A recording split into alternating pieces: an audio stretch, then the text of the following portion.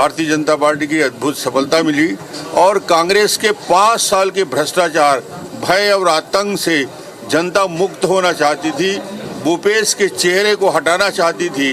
छत्तीसगढ़ का जितना शोषण उसने किया, जितनी बेईमानी भ्रष्टाचार किया, जितने घोटाले किए, वो उसको छत्तीसगढ़ की जनता बहुत बारीकी से देख रही थी और मतदान में पूरी तरीके से बस्तर से सरगुजा तक बदल के दिखा दिया। अब नहीं सही वो बदल के रही वो।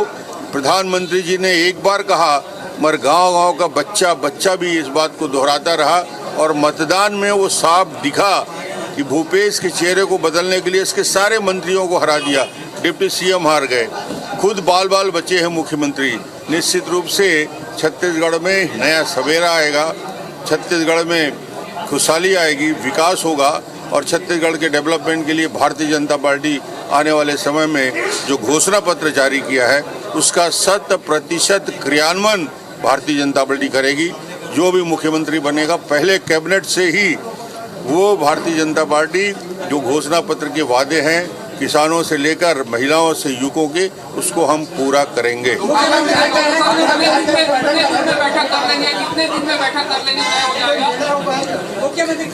कल विधायकगण आ रहे हैं, अभी रास्ते में हैं, दूर दूर से आएंगे। कल 11-12 बजे बैठेंगे। हमारे प्रभारी जी बैठे हुए हैं, माथुर साहब हैं, नितिन नवीन जी हैं। ये सब बैठ के कल विधायकों से परिचय प्राप्त करेंगे, बातचीत करेंगे और परिचय प्राप्त करने के बाद हमारे जितने विधायक हैं उनसे बात करके उनकी मंशा जानेंगे और उसके बाद आगे की प्रक्रिया होगी। नहीं, कल कोई विषय में बात करने का नहीं, कल परिचयात्मक बैठक है। उनके साथ पहली बार आए हैं, उनका स्वागत करेंगे और बातचीत करेंगे। बाद में पर्यवेक्षक आएंगे, पर्यवेक्षक उसका निर्णय लेंगे।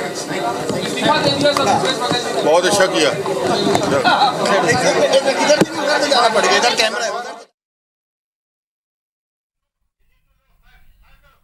और अब आइए मध्य प्रदेश की अब तक की बड़ी बातें बता दें। पहला कि मध्य प्रदेश में बीजेपी को प्रचंड बहुमत मिला है।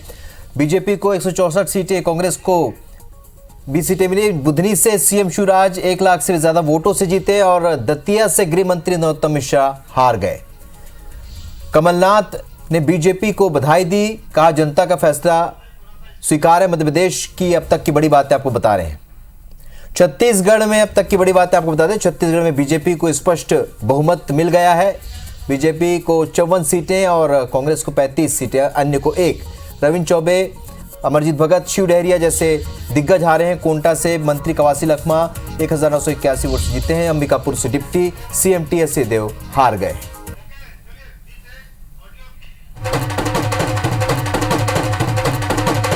छत्तीसगढ़ में भाजपा को अभूतपूर्व जीत मिली है, लिहाजा जश्न तो बनता है।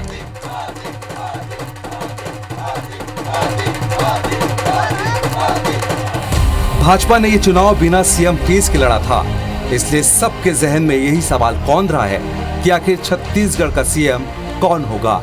कई दिग्गज नेताओं को मुख्यमंत्री पद का दावेदार माना जा रहा है। इसमें प्रदेश अध्यक्ष अरुण साव का नाम भी है।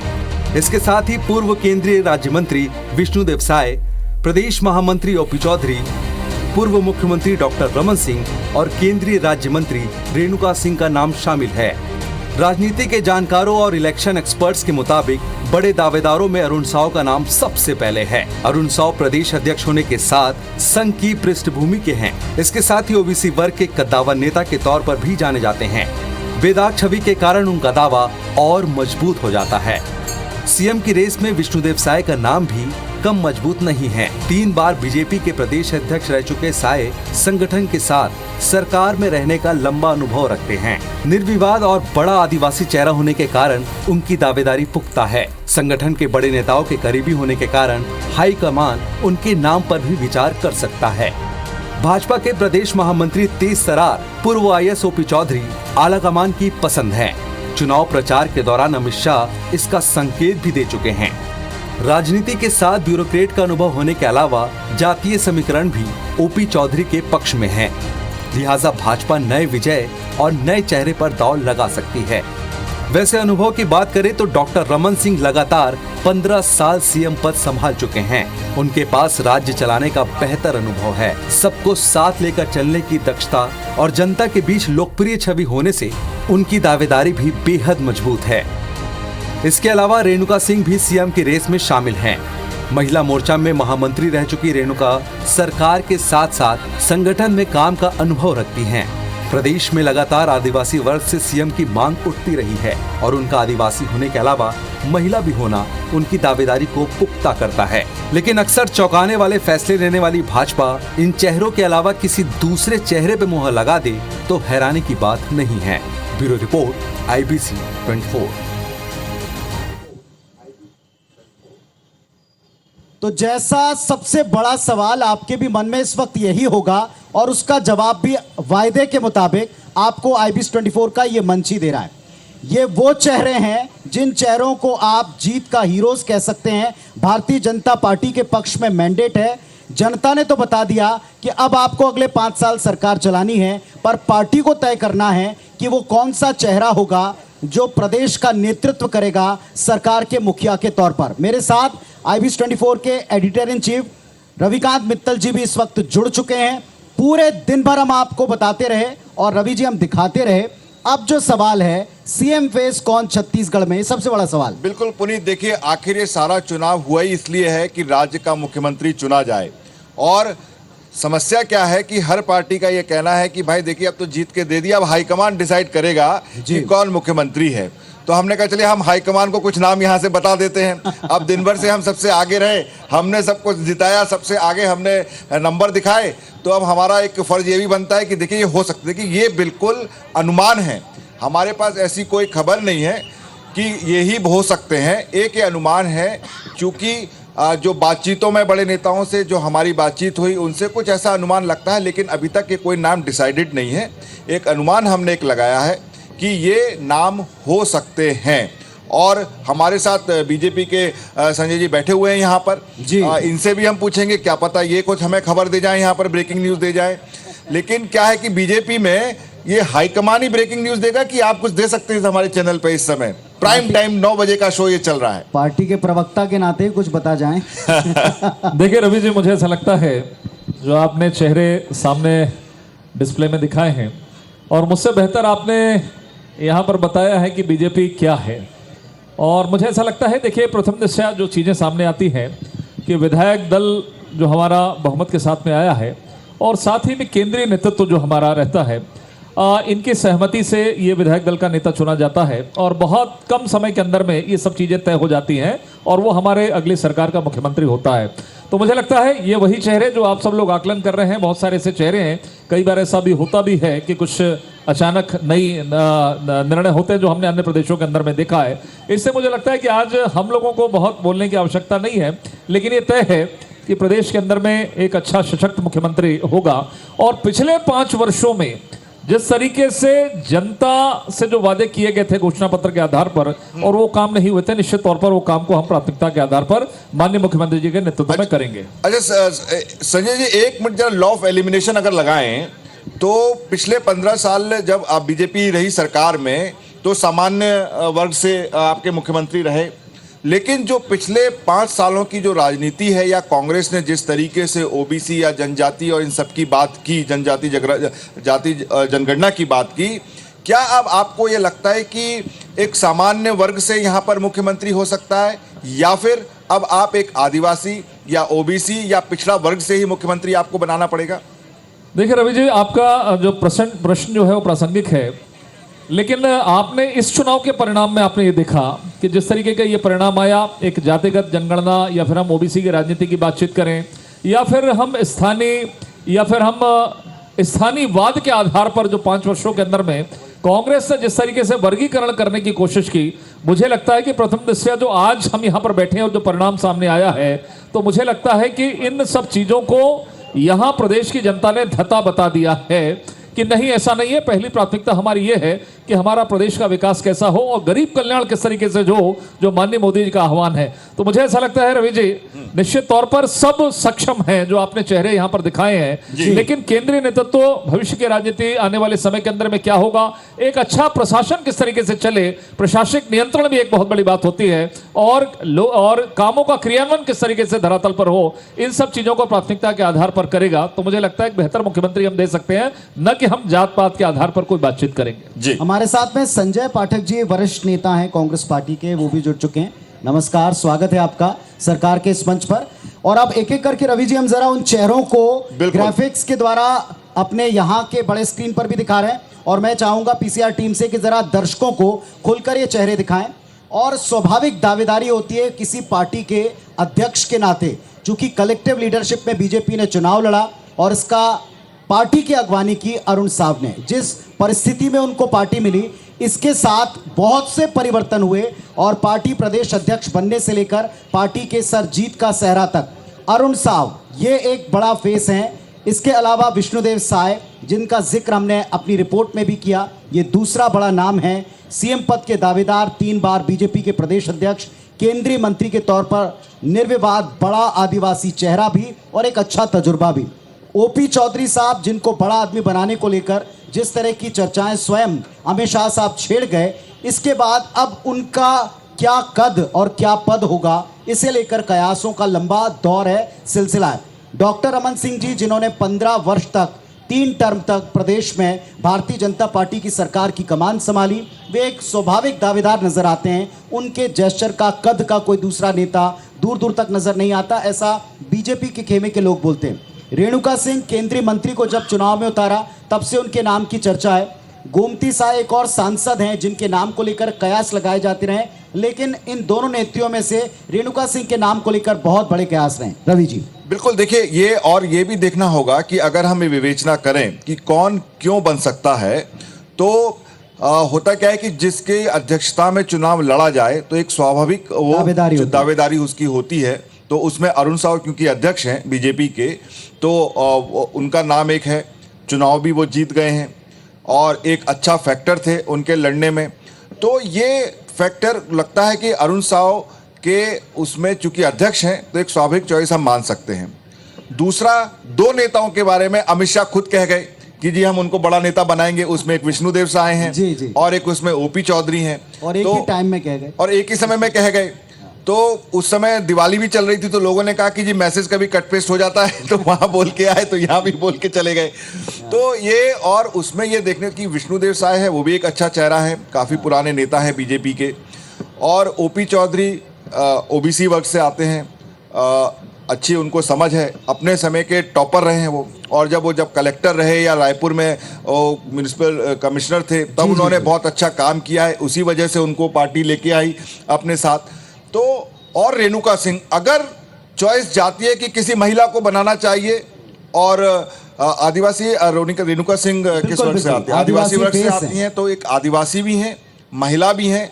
अगर इस तरह, चूंकि आज हमने देखा कि जो मोदी अपना भाषण दे रहे थे उसमें उनका सबसे ज्यादा जोर महिलाओं के ऊपर था, और ये बात सच भी है कि चाहे छत्तीसगढ़ हो या मध्य प्रदेश हो, यहां पर बीजेपी की जीत में सबसे बड़ा हाथ महिलाओं का है। संजय, इस पे छोटा सा आपसे लेना चाहूंगा कि ये मोदी जी की बात हमने सुना, उन्होंने कम से कम अपने 40 मिनट के भाषण में कम से कम 10 से 15 मिनट बाद केवल महिला शक्ति के बारे में बात की।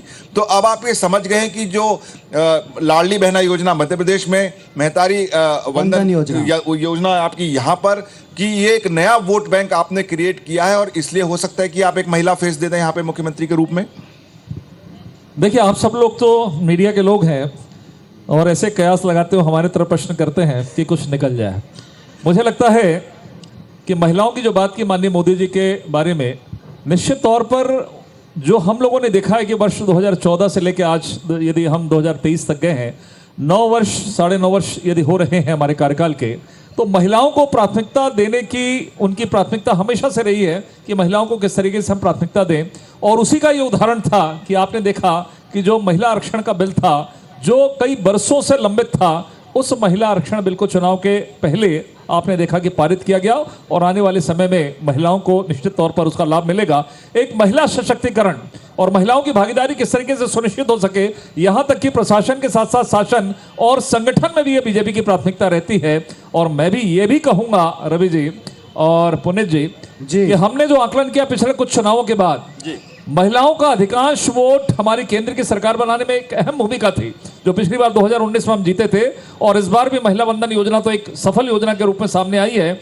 उनके 15,000 को नकारते हुए हमारे 12,000 को उन्होंने स्वीकार किया। खैर ये तो बीजेपी की एक विश्वसनीयता थी, लेकिन आप कयास लगा सकते हैं, कुछ भी हो सकता है। और माननीय अमित शाह जी, मोदी जी इसी चीज के लिए जाने जाते हैं कि ऐसे निर्णय होते हैं कि जो शायद लोग समझ ही चौंकाने वाले होते हैं, किसी को पता नहीं होता। एक संजय पाठक जी, आपका एक छोटा सा रिएक्शन लूंगा कि ये बात आपने मजबूर कर दिया है दूसरी पार्टियों को जनजाति की बात करके, जाति जनगणना की बात करके, कि अब कम से कम छत्तीसगढ़ में कोई भी सामान्य वर्ग से मुख्यमंत्री ना बन पाए। बीजेपी को किसी को देखना पड़े तो पिछड़ी जाति से या आदिवासी किसी मुख्यमंत्री बनाना पड़े। क्या ऐसी मजबूरी हो गई है बीजेपी की? नहीं, ये मजबूरी बीजेपी थोड़ा पास कर लीजिए माइक। बीजेपी की मजबूरी मुख्यमंत्री बनाने के लिए और किस जाति के आधार पर बनाना है, किस वर्ग का बनाना है, ये उनका लुकआउट है। लेकिन मेरे को नहीं समझता कि कांग्रेस पार्टी के किसी कारण से उनको ये सब करना पड़ेगा। लेकिन कैसा मुख्यमंत्री होना चाहिए छत्तीसगढ़ में, आप क्या समझते हैं? मुख्यमंत्री तो जैसा भूपेश बघेल जीते, मेरे ख्याल से वैसा होगा तो ज्यादा। वो तो हार गया, उन्होंने आपको हरा दिया। वो जीते हैं, सरकार हारी है। तो लेकिन उनके मुख्यमंत्री पद रहते हुए सरकार हार गई, तो वैसे मुख्यमंत्री कैसे होंगे? नहीं, मुख्यमंत्री मैं आज वही बात बोलना चाहता हूँ कि आदरणीय भूपेश बघेल जी जो हमारे प्रदेश के कांग्रेस पार्टी के मुख्यमंत्री थे, उन्होंने बहुत अच्छा कार्य किया था। उसके बावजूद किन किन कारणों से हार हुई है, ये एक समीक्षा का विषय। तत्काल आज 2 घंटे पहले हमारे, अभी घंटा भी पूरी नहीं हुई है, तो तत्काल में बहुत ज्यादा कुछ देखिए, प्रश्न का तात्पर्य यह है साहब पाठक जी कि दरअसल आप लोगों ने छत्तीसगढ़ में ओबीसी फेस, समाज की बात, साथ ही साथ महिलाओं की बात इस कदर उठाई कि अब आपको ये देखना पड़ रहा है कि उसका काट ढूंढते ढूंढते बीजेपी भी उसी वर्ग के फेसेस में, देखिए हर वर्ग से एक फेस है। आदिवासियों की बात आप करते रहे, उनके अध्यक्ष हटाने का मुद्दा आपने उठाया, बार बार आपने इसको चुनाव में भी उठाने की कोशिश की। जब जब वहां से आदिवासियत की बात होती तो उन्होंने आदिवासी फेस, उस पर महिला फेस, उस पर केंद्र में जिम्मेदारी निभाने वाले फेस को भी उतार दिया। ये सब का सब समीकरण तो आप लोगों ने भी तय किया ना। नहीं, देखिए जहाँ तक आदिवासी और मुकाबले में आप सामने आदिवासी वर्ग के अध्यक्ष को आदिवासी दिवस के दिन हटाना है, एक सामान्य सी बात थी जिसको मुख्यमंत्री जी ने कहा। ये कोई बहुत बड़ा मुद्दा नहीं था, लेकिन एक विपक्षी पार्टी के द्वारा आदिवासी दिवस के दिन आदिवासी अध्यक्ष को हटाया, ये एक मुद्दा भूपेश बघेल जी ने उठाया था। मैं समझता हूँ इससे ज्यादा कोई बड़ी बात नहीं थी। एक सोशल इंजीनियरिंग का फॉर्मूला खोजा जाता है प्रदेश में, देखिए, और 24 में जब चुनाव तो खास तौर पर खोजा जाता है। देखिए, जातिगत जनगणना का जो मुद्दा है ये केवल छत्तीसगढ़ के स्तर का मुद्दा नहीं, ये राष्ट्रीय स्तर का मुद्दा है। चलिए और इसमें आज भी हम इस बात पे सहमत हैं। हमारे साथ पुरंदर मिश्रा जी जुड़ गए हैं। पुरंदर जी, आपको बहुत बहुत बधाई। आप चुनाव जीतकर यहाँ पर पहुंचे हैं सीधे, और उनके पास एक थोड़ा सा कठिन चुनाव आप लड़ रहे थे, क्योंकि केवल 2 ही नहीं, वहां पे एक तीसरा एंगल भी था। तो ये आपको बधाई, एक आप अच्छे वोटों से जीते हैं, सबसे पहले तो IBC 24 की तरफ से। लेकिन अब ये बताइए कि हम जो इस समय डिस्कशन कर रहे हैं कि भाई बीजेपी तो जीत गई, आप मेजोरिटी में आ गए, अच्छी सी इतनी सीटें शायद आपके नेताओं ने उतनी सीटें आपको जनता ने दे दी है, लेकिन मुख्यमंत्री कौन होगा? अब तो सब यही पूछ रहे हैं, भाई जीत गई पार्टी तो मुख्यमंत्री कौन होगा, जरा ये बताइए आप। माइक पकड़ लें आप, बधाइयां आपको जी। चालू है, एकदम चालू है।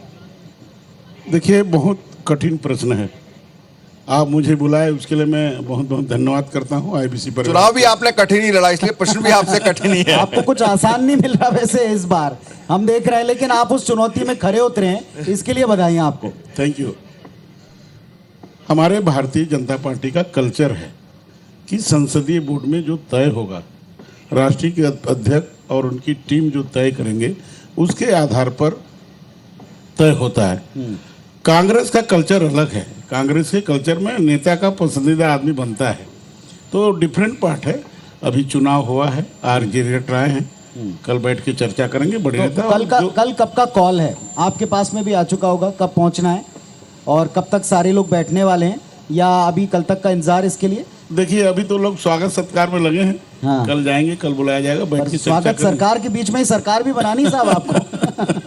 लेकिन पुरंदर जी क्या समझते हैं, कैसा मुख्यमंत्री बीजेपी देने वाली है इस राज्य को, ये तो जनता कम से कम समझना चाहेगी ना। देखिए हमारे कर्ता धर्ता भारत को सनातन धर्म के मार्ग से, हिंदूवादी मार्ग से विश्व गुरु बनाने की श्रृंखला में नरेंद्र मोदी जी ले जाना चाहते हैं। उसी कड़ी में छत्तीसगढ़ की जनता भारतीय जनता पार्टी को बहुमत दी है और लोग चाहते हैं कि यहाँ जो सरकार 5 साल से जो चल रही थी उनके काम को पसंद नहीं करके, उनके काम को अनजाने मन से करके महिलाओं का अपमान, आदिवासियों का अपमान, किसानों का अपमान, युवाओं का अपमान, छोटे छोटे बच्चियों का अपमान, मैं इनडायरेक्ट बोल रहा हूँ, डायरेक्ट भी बोल सकता हूँ, लेकिन आपके मंच में बैठा हूँ तो खाली मैं आप बोले, आप हमें इशारा कर रहा तो हम हूँ। चाहते हैं। तो लोग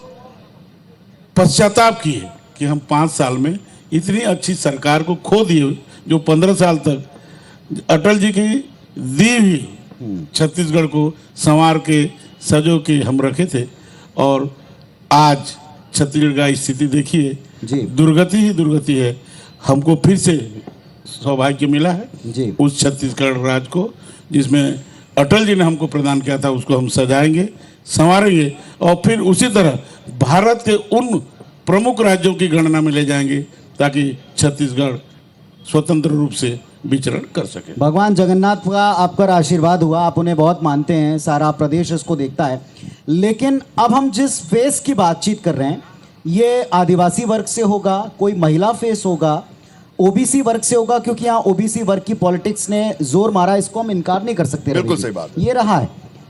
इन फैक्टर्स की तरफ आप तमाम सदस्यों का ओपिनियन जाना जाएगा, इसको लेकर कोई विचार आप व्यक्त करना चाहें? देखिए हम लोग परीक्षा दिए हैं, आज हम लोग उत्तीर्ण हुए हैं।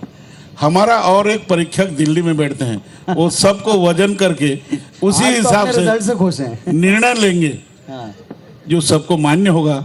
तो इसलिए परीक्षक का आलोचना करने का हैसियत हमारा नहीं है। नहीं साहब, आलोचना की बात ही नहीं, यहाँ आप कर रहे हैं समीक्षा और यहाँ आप बता रहे हैं वर्गों पर से। लेकिन मैं चाहता हूँ एक बार फिर संजय जी आप बताएं, अभी जिस मुश्किल हालात की बात हम कांग्रेस खेमे के लिए करते थे कि वहाँ बड़े मुश्किल हालात हो जाते हैं, अगर सत्ता मिल जाए तो किसके हाथ में जाए, कौन मुखिया बने, इस पर सिर्फ फुटौल जैसे हालात बन जाते हैं। भारतीय जनता पार्टी एक फॉर्मूला लेकर ही चलती है। ऑब्वियस है कि आप लोगों ने कुछ तय कर रखा होगा उस फॉर्मूले के बारे में। देखिए पुनीत जी, फिर से मैं कह रहा हूं, हम सरकार बनाकर जनता की सेवा करें, ये हमारी पहली प्राथमिकता बीजेपी की होती है। कौन चेहरा होगा, कौन मुख्यमंत्री बनेगा, मुझे लगता है कि शायद ये हमारी पहली प्राथमिकता नहीं है कि कौन लीड करेगा। जहां तक सक्षमता का सवाल है, आपने जो चेहरे दिखाए हैं, आपने साथ में कई चीजों का आपने उल्लेख भी किया है कि सब अनुभवी हैं, सब अनुभवी हैं और अनुभव में कोई कम नहीं है। जो केंद्रीय नेतृत्व तय करेगा, विधायक दल तय करेगा, वो हमारा लीडर होगा। लेकिन फिर से एक बार मैं कह रहा हूं कि देखिए जैसे जिस तरीके से क्या होता है, ये मुख्यमंत्री पद की लड़ाई का यदि विषय निकलता है ना, तो देखिए क्या हुआ। मैं उल्लेख करना चाहूंगा, जरा बड़ा दिलचस्प है कि 2018 में तो मैं हमेशा कहता हूं कि 2018 में भी कांग्रेस की सरकार नहीं आती, एक षड्यंत्र रचा गया। मैं हमेशा बोलता हूं, घोषणा पत्र के आधार पर तमाम प्रकार के वादे किए, वो वादे पूरे नहीं हुए, उसका परिणाम जनता को भुगतना पड़ा, उनका परिणाम कांग्रेस को भी भुगतना पड़ा। अब देखिए ऐसा है कि सरकार बनने के बाद भी 4 मुख्यमंत्री इन्होंने एक प्रकार से प्रोजेक्ट किया था चारों तरफ से, और 5 साल तक यही चलता रहा कि 2.5 साल इसके बाद कौन बनेगा, कौन किसके साथ में है। और सरगुजा जहां से मैं आता हूं, संभाग का प्रभारी में रहा, मैंने ये अनुभव किया कि टीएस बाबा के साथ में होगा, कुछ कमिटमेंट रहा होगा, लेकिन उनकी 5 साल की प्राथमिकता केवल यह रही कि उनको मुख्यमंत्री बना दिया जाए। सरगुजा की जनता से हम बातचीत करते थे तो वो बड़े क्षोभ में थे। वो कहते थे कि हमारे मुद्दों को तो कभी किसी ने उठाया ही नहीं, हमारे टीएस सिंहदेव जी ने भी नहीं उठाया, केवल मुख्यमंत्री की बात होती रही। तो मुझे लगता है कि बीजेपी इस बात को समझती है, हम सरकार बनाकर जनता की सेवा करें, घोषणा पत्र पर अमल करेंगे, यह हमारी प्राथमिकता है। कोई एक व्यक्ति, कोई एक चेहरा जी निश्चित तौर पर। चलिए, यहाँ हमारे साथ पाठक जी भी मौजूद हैं। पाठक जी, अभी आप ये जो डिस्कशन देख रहे हैं, चेहरों और ऑप्शंस के बारे में तो पार्टियां विचार करती हैं, कांग्रेस ने भी विचार किया, वहीं से एक तरह का द्वंद्व भी पार्टी के भीतर शुरू हो गया। अब भारतीय जनता पार्टी है, पर उसके और आपके बीच में एक फर्क जो दूर से नजर आता है, बाहर से नजर आता है, कि वहां बाकी की सारी चीजें पब्लिक डोमेन में आने से पहले चीजें सुलझ जाती हैं। और अब किस तरह का फेस चाहिए प्रदेश को, कौन बेहतर नेतृत्व कर सकता है, किस अंचल से वो होगा, कितनी बड़ी उसकी विक्ट्री है, इन सबको भी ख्याल रखा जाएगा। पुनीत जी, जैसे कि संजय भाई ने बताया कि किस तरह की उठापटक या चयन का परिवर्तन भारतीय जनता पार्टी कांग्रेस में होता है, मैं ये समझता हूँ कि कांग्रेस पार्टी में जो भी प्रक्रिया तय होती है मुख्यमंत्री चयन की, विधायक दल का चयन विधायक दल के में चयन होता है, उसके बाद नाम हाईकमान को दिया जाता है, हाईकमान तय करता है। और टी.एस. सिंहदेव के उप मुख्यमंत्री बनना, मुख्यमंत्री बनने की जो चर्चाएं भारतीय जनता पार्टी ने पूरे 5 साल की है, टी.एस. सिंहदेव साहब भी उसमें उनकी कहीं ना कहीं थोड़ा बहुत इन्वॉल्व रहते थे। मैं समझता हूँ ये शिगुफा था, कोई ऐसा 2 साल या 2.5 साल वाला फार्मूला किसी पार्टी में कभी तय नहीं होता है, एक अफवाह थी। इसके बारे में कई बार टी.एस. सिंहदेव साहब भी बोले। रही बात भारतीय जनता नहीं संजय जी, यहाँ पर मैं आपको रोकूंगा। चयन का नहीं, ये कोई अफवाह नहीं थी, ये फैक्ट है कि ये बात तय हुई थी कि 2 साल टी.एस. सिंहदेव बनेंगे, आधे समय पे भूपेश बघेल बनेंगे। और चूंकि सरगुजा ने टी.एस. सिंहदेव के चेहरे पर पूरी 14 की 14 सीट जिता के भेजी थी, आपने उन्हें नहीं बनाया, आज आप 14 की 14 सीटें हार चुके हैं वहां पर। तो ये आपका ये कहना, ये हम आपको बता रहे हैं और हम जनता को बता रहे हैं कि ये बात सत्य थी कि आधा आधा ये हुआ था कि आधा तेरा आधा मेरा, लेकिन वो माने नहीं हाईकमान, जिस हाईकमान के ऊपर आपने छोड़ा था। अब तो सत्यता स्वीकार कर लें, अब तो चुनाव हो गया, अब तो सत्यता तो सबके सामने में है। रही बात आप तो ही लोगों ने ज्यादा उठा ला, खास तौर पे माफ करना, मैं आपके चैनल पे बोल रहा हूँ, ये बात मीडिया में ज्यादा उठाई गई थी। कभी टी.एस. सिंहदेव साहब ने ये नहीं बोला कि मुझ पे ऐसा तय हुआ था, ये केवल मीडिया में बात। उन्हें नहीं, हम आपको बता रहे हैं कि ऐसा पक्का था, ऐसा तय हुआ था। कैसी कोई 2-2 2.5 साल वाली बात हुई थी। चलिए, रही बात भारतीय जनता पार्टी के मुख्यमंत्री चयन का, मुझे तो ये पूरा विश्वास है, चाहे पुरंदर मिश्र जी आपको बताई, संजय भाई आपकी सरकार बनी है, आप लोग को बहुत बहुत बधाई, शुभकामनाएं, आप काम करें। लेकिन आप क्या है, जो पद्धति है हाईकमान नरेंद्र मोदी जी प्रधानमंत्री जो तय करेंगे वही होगा, कोई लोकतांत्रिक प्रणाली नहीं। अरे तो ये तो पद्धति आपके यहाँ भी है, आपके कौन सा विधायक चुन के भेजता है, जो ऊपर से नाम आता है वो विधायक उसको पास करते हैं। जी नहीं, ऐसा नहीं है। अरे साहब, मैं इतने समय से देखिए, एक लाइन का एजेंडा जो आला कमान, मैं ये नहीं कह रहा कि बीजेपी भी उसी कांग्रेस के पद चिन्ह पर चल पड़ी है। आप लोग अभी आप अपनी बात पे भी कह रहे थे, तय करके हाईकमान को भेजते हैं ना। नहीं, देखिए ये बात भी मैं साथ में कहता हूँ कि बीजेपी भी अब आप ही के पद चिन्ह पर चल निकली है कि जो नाम ऊपर से आता है विधायक को बताया जाता है और उसमें ठप्पा लगा देते हैं। लेकिन आप ये मत कहिए कि विधायक यहाँ से चुन के भेजते हैं और उसको पास होता है। जी पुनीत। पुरंदर मिश्रा जी, एक छोटा सा कमेंट, आपका अपना अनुभव इतना लंबा रहा है, इस प्रदेश को कौन बेहतर संभाल सकता है, जिन चेहरों का हम जिक्र कर सकते हैं, इसके बारे में जनता और कार्यकर्ता, आपके समर्थक भी आपसे बात करते होंगे, आप उनसे कोई बात करेंगे इस बारे में? देखिए पुण्य जी, हमारे 54 सीट में हम लोग जीत रहे हैं जी। किसी न किसी विधायक में से ही हमारे नेता जो संसदीय दल तय करेगा, विधायक जो तय करेंगे, वो आदमी बनेगा। अभी कोई ऐसा मुद्दा हमारे जहन में नहीं है। अरे साहब, अब तो बिल्कुल मुख्यमंत्री का फेस कौन होगा, यही सबसे बड़ा मुद्दा होता है। मुख्यमंत्री एक विक्ट्री, हमारा मैंडेट, और उसके बाद सबसे हमारा बड़ा सवाल एक ही फेस है, भारत देश का एक ही फेस है, नरेंद्र मोदी जी का, उन्हीं के फेस से हम चुनाव लड़े हैं। अरे तो मुख्यमंत्री थोड़ी ना बनेंगे पुरंदर जी, वो यही चीज तो मैं भी बोल रहा हूँ। संसदीय दल जो तय करेगा, विधानसभा के हमारे सदस्य जो तय करेंगे, पाठक जी खुश हो गए कि यही तो हम कह रहे थे, ये यहाँ पे यही होता है। बिल्कुल। चलिए, हमने छत्तीसगढ़ के उन तमाम पॉसिबल चेहरों की, उन संभावित चेहरों की, उन निर्णायक चेहरों की, चर्चित चेहरों की बातचीत की, जो हो सकते हैं छत्तीसगढ़ में अगली सरकार का फेस बने। हो सकता है कि अगले कुछ घंटों में उनके शपथ का कार्यक्रम तय कर लिया जाए। प्रक्रियागत बात करें तो विधायक दल की मीटिंग होगी, उसमें जो कुछ भी निर्णय होगा, इसके बाद दिल्ली से एक फैसला आएगा। बाकी एक और ये एक चलन रहा है कि जिनको भी ये जिम्मेदारी मिलने वाली है, संभवतः शायद उन तक वो संकेत मिले हों। और हम अब 5 नाम ये आपको जो हमने बताए हैं जनता को, ये आपके साथ छोड़े जा रहे हैं। अगर इनमें से कोई बनता है तो फिर हम आपको बताएंगे कि देखिए आईबीसी ने 5 नाम बताए थे, उसमें से एक मुख्यमंत्री बन गया है। और ना केवल छत्तीसगढ़ में रवि जी, बल्कि एक छोटे से ब्रेक के बाद जब लौटेंगे तो मध्य प्रदेश में भी जो प्रचंड बहुमत वाली बीजेपी की सरकार पुनः बनेगी, जो अपनी सत्ता को बचा पाए हैं, तो क्या वहां पर कोई फेस बदल सकता है? और अगर ऐसा है तो संभावित चेहरे कौन से हो सकते हैं, बात करेंगे।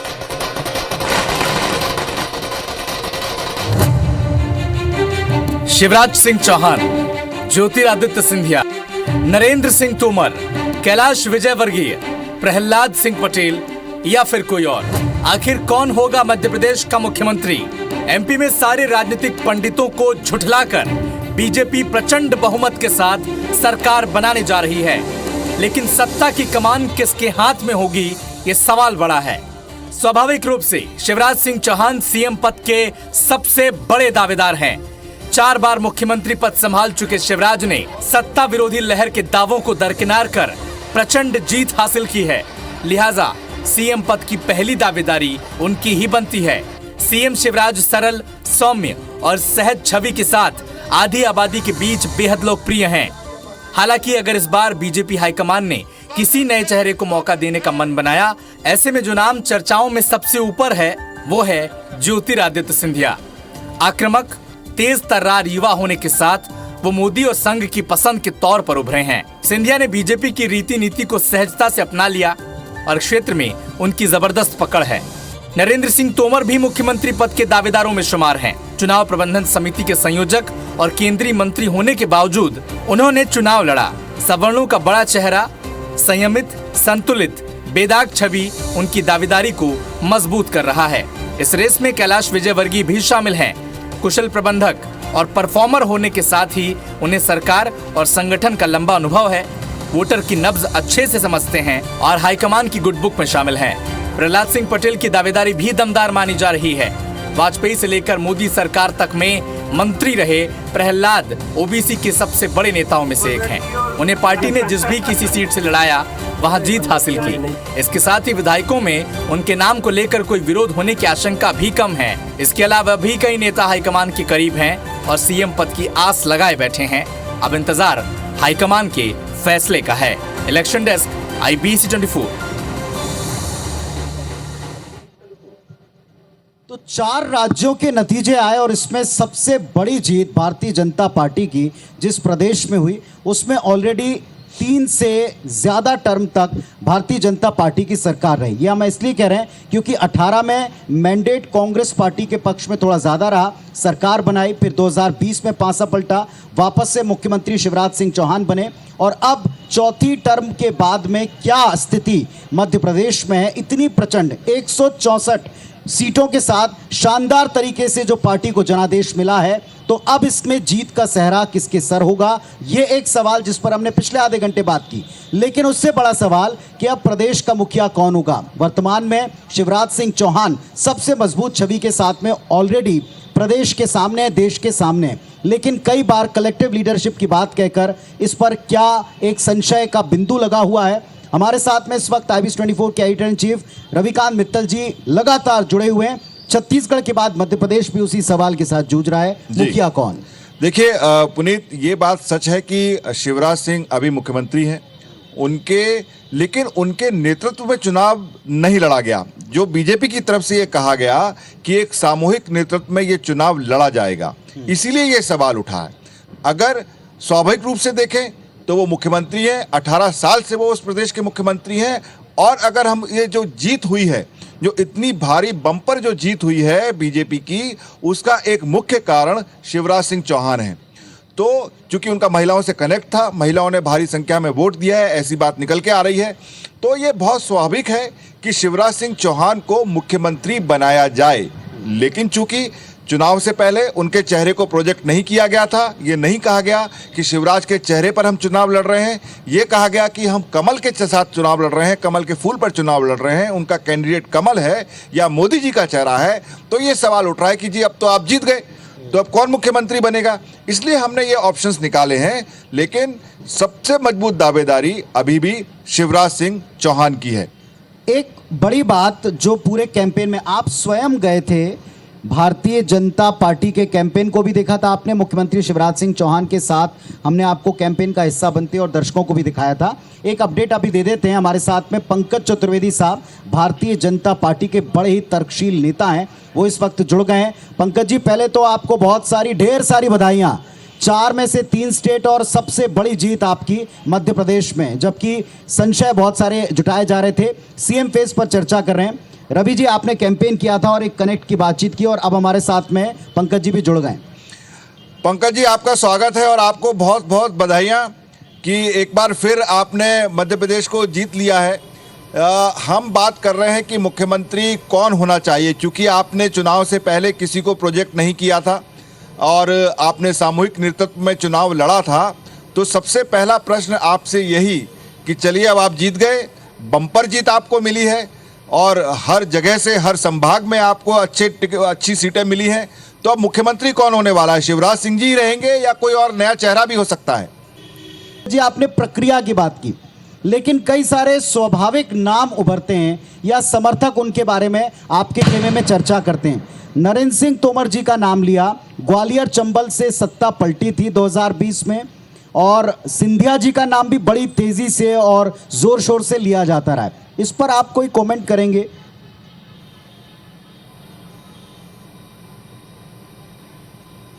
देखिए पुनीत जी, भारतीय जनता पार्टी में कार्यकर्ता इन विषयों पर चर्चा नहीं करता।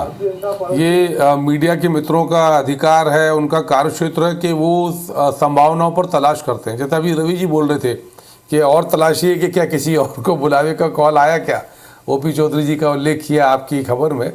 तो ऐसे ही मीडिया के मित्र लोग तलाश करते हैं। भारतीय जनता पार्टी में अभी तो सब कार्यकर्ता निश्चिंत भाव से हैं कि जन कृपा से एक बड़ी जीत हासिल करी है और जो संकल्प पत्र में हमने मध्य प्रदेश में, राजस्थान में और छत्तीसगढ़ में जो दावा किया है, उन दावों की पूर्ति तैयारी करने की बड़ी योजना है, उस पर काम करना है। मध्य प्रदेश के संदर्भ की बात करें तो प्रति व्यक्ति आय 1,44 से 2,88 करना है, हर परिवार में रोजगार की बात करना है, 1,32,00,000 जो हमारी लाडली बहना है सबको आवास की बात करना है, 4,000 रुपये तेंदुपत्ता, 2,700 गेहूँ, 3,100 धान के मूल्य की बातचीत करना है, हर जिले में मेडिकल कॉलेज की स्थापना की बात है, हर संभाग के स्तर पर। देखिए नहीं, ये बातें, चुनाव हो चुका है, ये वादे आप कर चुके हैं और जनता अब ये वादों को देख के वोट देने लग गई, ये भी प्रूफ हो गया है। लेकिन मुझे एक चीज बताइए, ईमानदारी से बताइए, आप जिस नेता के साथ बीजेपी में आए उस नेता की क्या स्थिति है? क्या वो मुख्यमंत्री बन सकते हैं?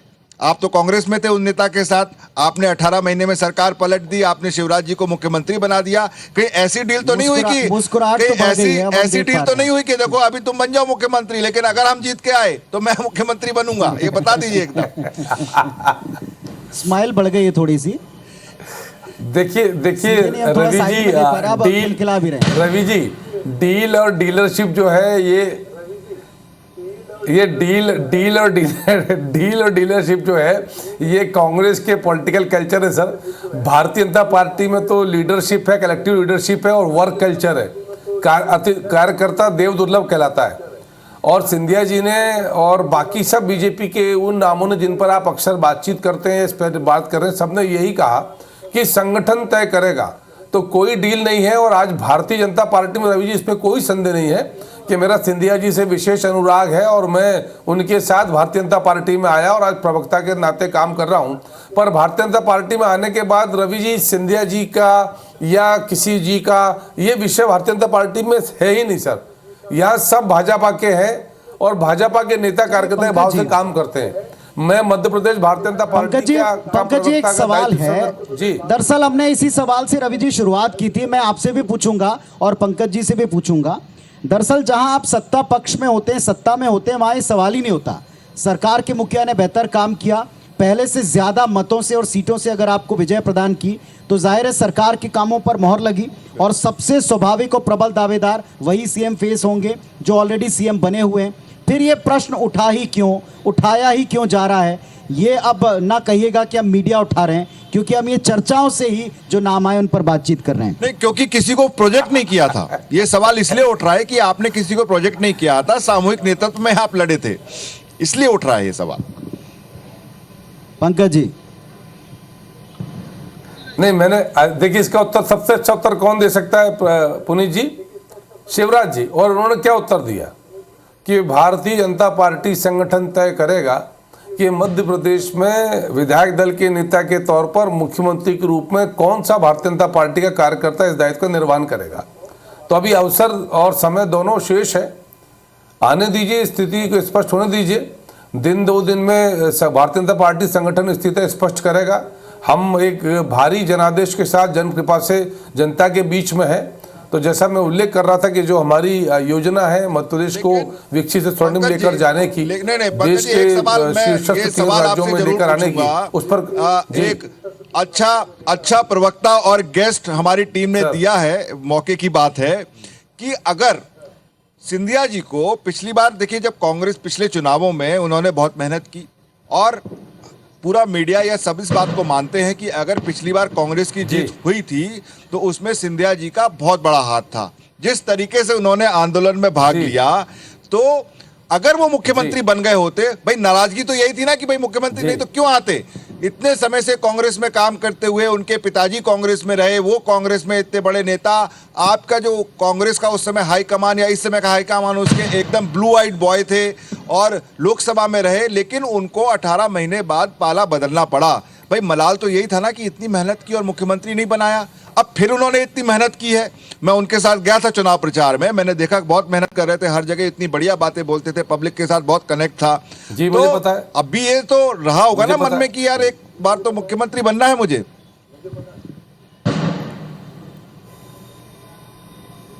मैं रवि जी, लगता है गलत समय पर डिबेट में आ गया सर। सुबह या दिन को कभी आ जाता तो शायद किसी और विषय पर बात होती।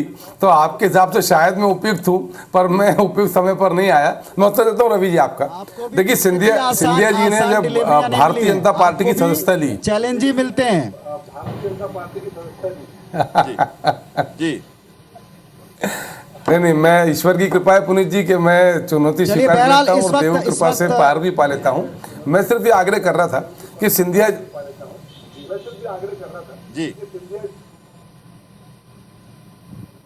जी बोले आप बोले कर लें बात। मैं बात पूरी करूं पुनीत जी? कुछ मैं सिर्फ ये आग्रह कर रहा था कि सिंधिया जी ने कांग्रेस पार्टी में भी कभी मुख्यमंत्री को लेकर बात नहीं करी थी और इसमें भी और इस बात में भी कोई संदेह नहीं है कि कांग्रेस पार्टी सिंधिया जी के साथ थी पिछले बार। तब मध्य प्रदेश में कांग्रेस पार्टी 114 सीटें पहुंची, जिसमें 26 सीटों का ग्वालियर चंबल का बड़ा योगदान था।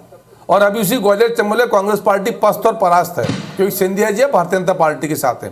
पर सिंधिया जी ने कांग्रेस पार्टी में भी कभी ये नहीं कहा कि मुख्यमंत्री पद के लिए बनना चाहते। उन्होंने स्पष्ट कहा कि यदि 2 लाख का कर्जा 10 दिन के भीतर हर किसान का माफ नहीं कर सकते, बार बार समय सीमा बढ़ाते हैं, यदि 4000 का बेरोजगारी भत्ता नहीं दे सकते, यदि अतिथि शिक्षकों को नियमित नहीं कर सकते, यदि पेट्रोल डीजल पर 5 रुपए लीटर कम नहीं कर सकते, दूध पर बोनस नहीं दे सकते, गेहूं पर बोनस नहीं दे सकते, 1 लाख नौकरी नहीं दे सकते, तो वादे पूर्ति नहीं कर सकते, लिखकर वचन पत्र दिया था। तो ऐसी सरकार की निरंतरता नहीं होना चाहिए। और उन्होंने और बाकी 22 लोगों ने कांग्रेस पार्टी की मेंबरशिप छोड़ी, जनता के बीच गए और वापस लौट कर आए। तो तब भी सिंधिया जी ने मुख्यमंत्री पद की बात नहीं करी थी और आज भी नहीं कर रहे हैं। सिंधिया जी भारतीय जनता पार्टी के नेता कार्यकर्ता हैं और जो भारतीय जनता पार्टी कहेगी वही सब नेता करते हैं। 7 सांसदों को 3 केंद्रीय मंत्री जिसमें सम्मिलित थे। ठीक बात है जी पुनीत जी। एक और बड़ी वजह आपने अपनी चर्चा में उस विषय को ला दिया, इसीलिए मैं पूछ रहा हूं।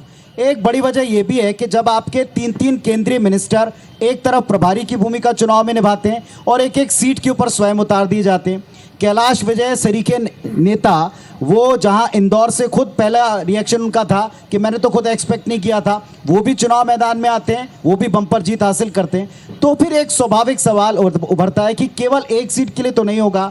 आला कमान ने, केंद्रीय नेतृत्व ने, बीजेपी संगठन ने कुछ तो सोच करके इन नेताओं को, इन बड़े फेसेस को आगे किया, इसलिए कयास और चल पड़े।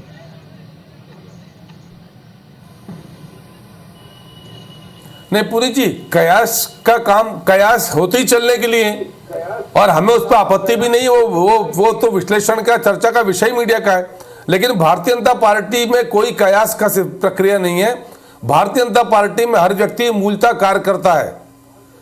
3 केंद्रीय मंत्रियों को, बाकी 4 सांसदों को, कैलाश जी राष्ट्रीय महासचिव को संगठन ने, भारतीय जनता पार्टी ने कहा कि आप सबको विधानसभा चुनाव लड़ना है, तो आज सब विधानसभा चुनाव मैदान में। कल संगठन कोई नया दायित्व निर्धारित करेगा, उसका निर्वहन करेंगे।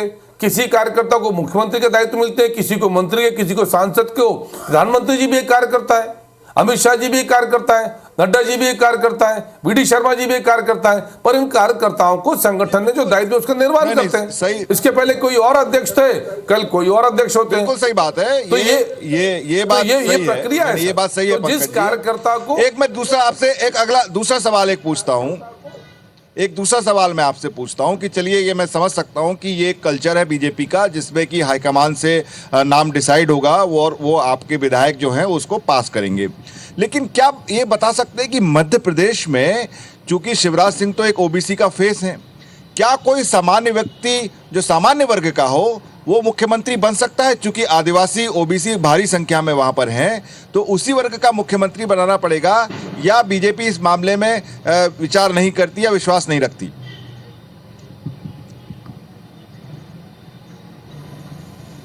देखिए रवि जी, मैंने कहा था ना कि मैं गलत समय डिबेट में आ गया। भारतीय जनता पार्टी क्या बोलती है सर? सबका साथ, सबका विकास, सबका विश्वास और सबका प्रयास। सबका विकास, सबका विश्वास और सबका प्रयास।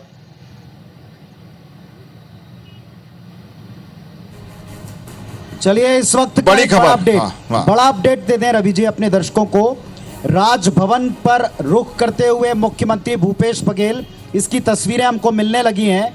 और जैसा हमने आपको बताया था कि समय थोड़ा बदला है, समय थोड़ा परिवर्तित हुआ है और ये माना जा रहा है कि इस्तीफा सौंपने के लिए राजभवन का रुख मुख्यमंत्री भूपेश बघेल कर रहे हैं। भूपेश कैबिनेट के 7 मंत्री चुनाव हारे, आज दिन भर की सबसे बड़ी खबर ये हमने आपको तभी बताई थी।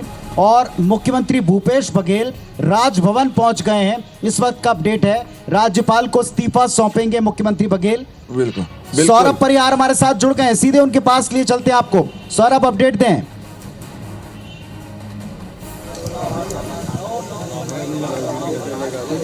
बिल्कुल, देखिए पुनीत, कुछ देर पहले ही मुख्यमंत्री भूपेश बघेल राजभवन पहुंचे हैं और राज्यपाल विश्वभूषण हरिचंदन को जो है अपना इस्तीफा सौंप रहे हैं। और जिस तरीके से आज छत्तीसगढ़ में चुनाव परिणाम आया उसमें कांग्रेस की हार हुई है और बीजेपी की जीत हुई है, तो ऐसे में मुख्यमंत्री भूपेश बघेल सबसे पहले जब एक समय आया था कि 7 बजे आएंगे, लेकिन उसके बाद जो है अभी का समय जो हो रहा है, अभी मुख्यमंत्री भूपेश बघेल पहुंचे हैं। और निश्चित रूप से अब जो कांग्रेस के विधायकों की जीत हुई है उसकी हो सकती है कि अगले 1-2 दिनों में बैठक हो। लेकिन अभी की बड़ी खबर यही कि मुख्यमंत्री भूपेश बघेल इस्तीफा सौंपने के लिए पहुंच गए और बताया जा रहा है कि लगभग 5 मिनट बाद जो है वो सीधे जो है अपना इस्तीफा सौंप कर जो है बाहर आ जाएंगे। और इससे पहले कि आप देखिए कि घामाघामी पूरी तरीके से नजर आ रही है और मुख्यमंत्री भूपेश बघेल संभव है कि जो मीडिया से चर्चा भी करेंगे। और इससे पहले कि आप जो है हम जो सुशील आनंद शुक्ला जी से जानना चाहेंगे, सीएम साहब पहुंचे हैं, आने वाले समय में कांग्रेस विधायकों को लेकर और क्या तैयारी है आप लोग की?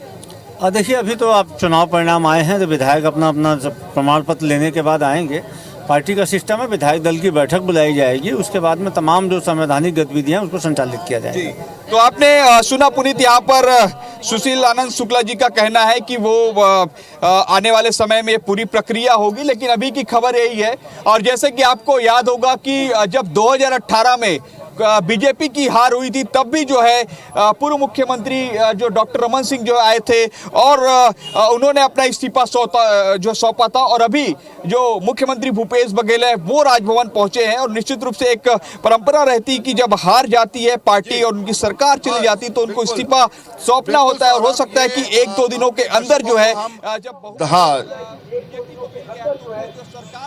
बिल्कुल सही बात है सौरभ। ये हम अपने दर्शकों को बता दें कि ये स्वाभाविक एक प्रशासनिक प्रक्रिया है कि जो सरकार मैंडेट खो देती है उसके मुखिया को इस्तीफा देना पड़ता है, बल्कि उसी मुखिया को नहीं, अगर चुनाव होने के बाद अगर जो पार्टी सरकार में रहते हुए भी चुनाव जीत जाती है उसको भी इस्तीफा देना पड़ता है। क्योंकि अब इस विधानसभा का समय समाप्त हो गया, अब नए नेता चुन के आ गए हैं, नए विधायक चुन के आ गए हैं, वो अपने नए नेता का चुनाव करते हैं जो विनिंग पार्टी होती है और उसको फिर मुख्यमंत्री की शपथ दिलाई जाती है, चाहे वो पुराना ही आदमी दोबारा से चुन लिया जाए।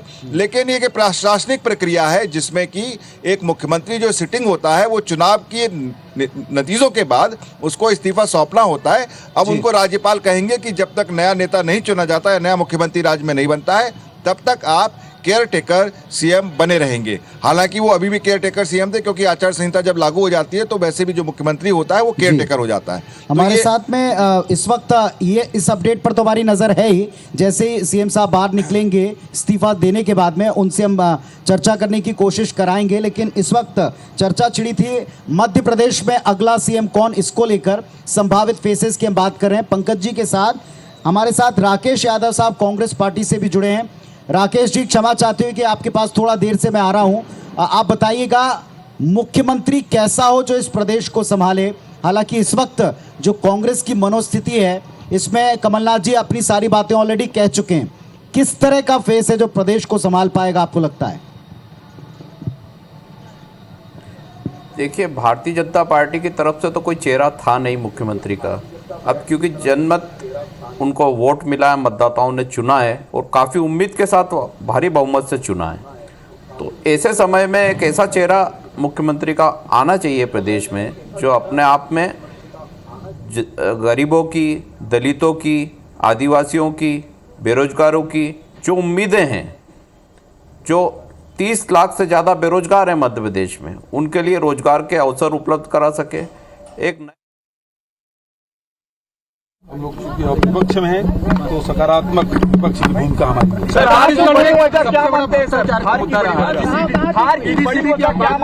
आपको जनता ने नकार समीक्षा करने से वो पता चलेगा, लेकिन जो जनादेश मिला है उसका हम सम्मान करते हैं। सर, लेकिन जो छत्तीसगढ़ियावाद को लेकर सर आप लोग आगे बढ़े थे, जो छत्तीसगढ़ियावाद को लेकर आप आगे बढ़े थे कल्चर पे और सारी चीजों पे, लेकिन उस पर भी सफलता नहीं मिल पाई।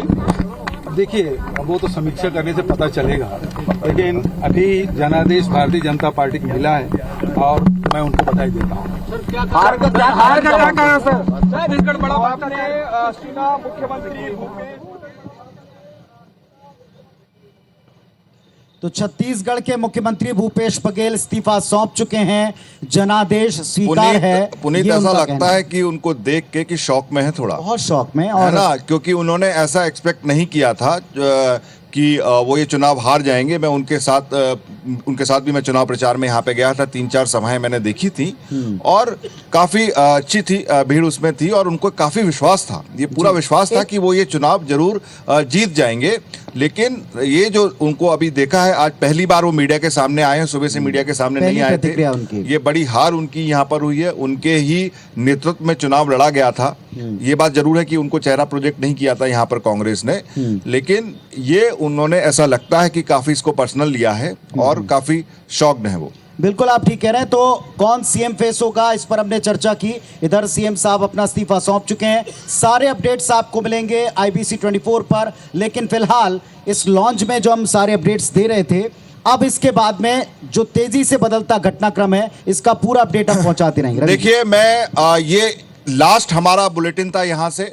मैं अपनी सारी टीम को जो यहाँ पर मौजूद है और जो ऑफिस में मौजूद है उन सबको मैं बहुत धन्यवाद करता हूं। यहाँ पर सारे दर्शकों का मैं यहाँ पे धन्यवाद करता हूं कि आप हमसे लगातार 32 घंटे तक लगातार जुड़े रहे। सारे अपडेट हमारे पास बहुत अच्छा रिस्पांस आया, पूरे राज्य से, छत्तीसगढ़ से, मध्य प्रदेश से, और ये खासकर जो आप देख रहे हैं यहाँ पर, हमने आप लोगों के लिए ये सबसे बड़ा जो लोकतंत्र का उत्सव था उसका ये जो फिनाले था उसको हमने आपको दिखाने का, यहाँ से सारे रिजल्ट लाने को आपने पूरी कोशिश की और दर्शकों ने इसको पसंद किया, जो हमको लगता है, जो हमको फीडबैक मिला, और अब हम यहाँ से फाइनली साइन ऑफ करते हैं। आप सबका धन्यवाद करते हैं कि आप हमारे साथ जुड़े रहे।